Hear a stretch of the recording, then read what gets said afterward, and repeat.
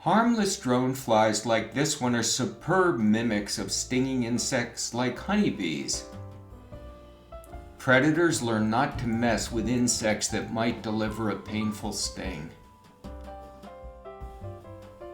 Adult drone flies provide the important ecosystem service of pollination and frequently visit members of the aster family in flower beds and fields. They consume pollen as a protein source for egg development and nectar as an energy source. Larvae are bizarre creatures, denizens of water fouled with manure or decaying organic matter. They breathe through an elongated siphon on their rear end that gives them the name rat-tailed maggots.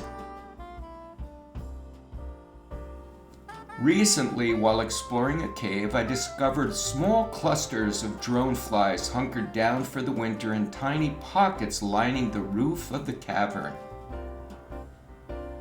With the return of spring, these pretty flies will emerge to pollinate flowers in our gardens and landscapes. Gotta like these beautiful drone flies.